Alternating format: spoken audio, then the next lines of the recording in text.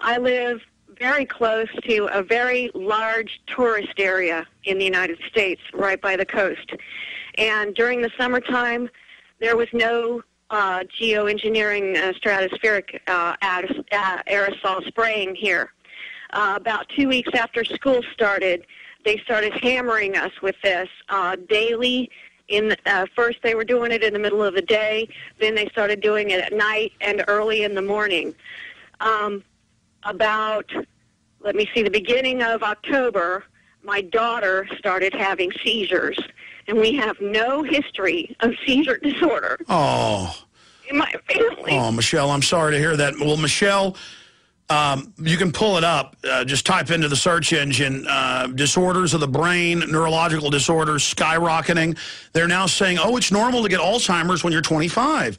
It's normal to have narcolepsy, and they admit the shots are doing that. There's all sorts of bizarre spraying, all sorts of chemicals in the water. We are being soft-killed, and I'm so sorry to hear that. How old's your daughter? She's 13, and good Lord. She's having 2 to 3 seizures a day. Oh, my God. And they've got her on medication, but it's not working. I went to the neurologist with her, and I said I wanted her tested for heavy metals, and he almost threw me out of the office. Yeah, no, they're not allowed to check for heavy metals or what could actually do it. Has your daughter taken a lot of vaccines? She did get the H1N1 before I found out about it at school. And, yeah, it can cause an autoimmune. Well, it causes wait, the school didn't ask you? They asked me, yes, but I, at that time, was a sheep and thought it was good. So she's now having seizures and she's 13. Yes, sir, and we don't know the cause. My doctor, the neurologist, has admitted he doesn't know the cause, but he refuses to check her for heavy metals. I've had to go to her family doctor and basically beg, the osmosis that doesn't have any of the fluoride or anything in it. But I just, as a closing statement here, I just want to say that I own What in the World Are They Spraying? I've been showing it to everybody I know, and anybody out there that knows anybody that can stop this stratospheric aerosol spraying, please stop this. We've got to stop this. It's hurting our children. Well, I think that they did accomplish their goal, and right now, 100% of the Earth is affected by mind control or scalar waves that are transmitted now from satellites in space that completely ring the Earth and are enhanced by ground antenna that we see as cell tower microwave transmissions, so that at any moment they can transmit a mind control wave to specific areas of the Earth, to specific people.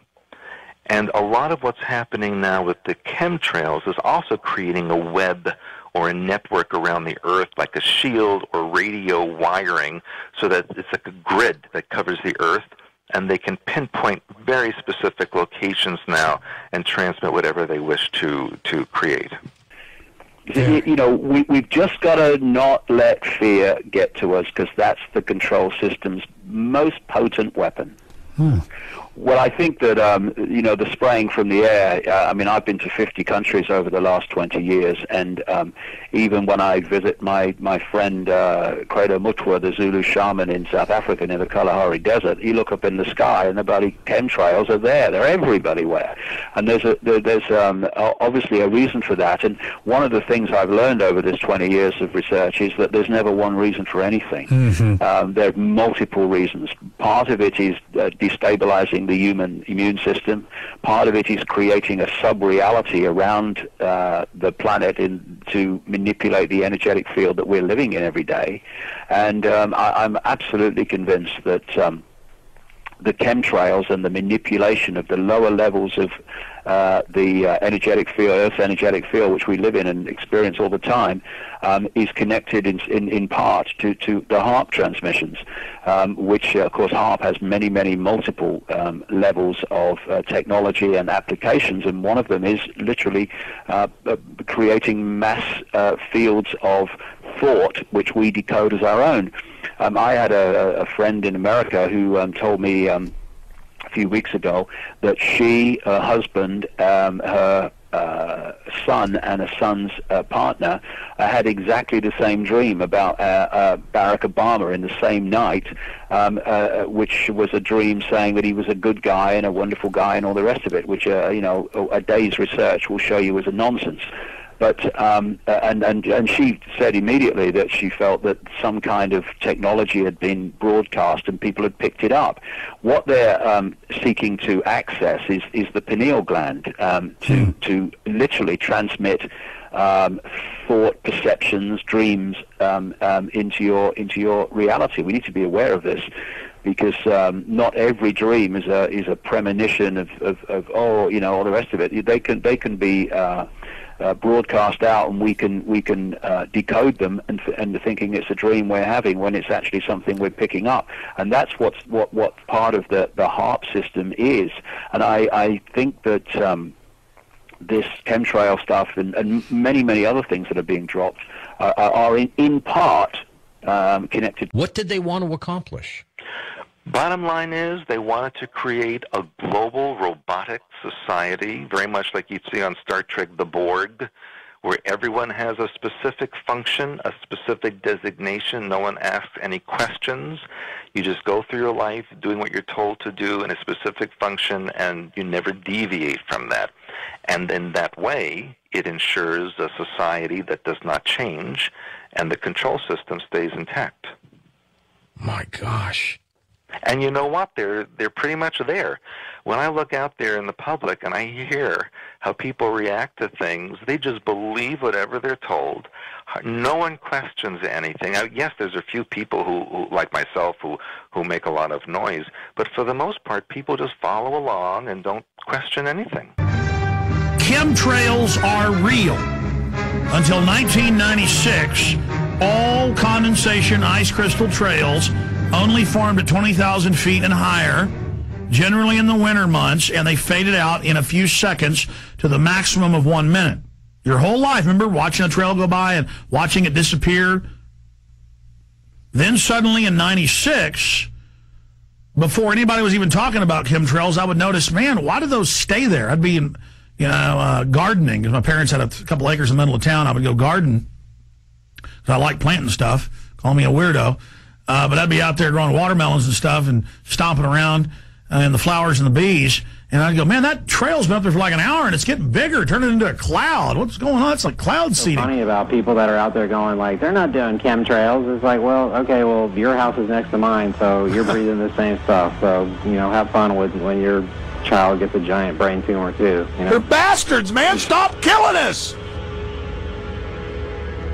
You can find thousands of mainstream government university programs where they spray the clouds and seed the clouds, and where they're terraforming the planet, changing its atmosphere.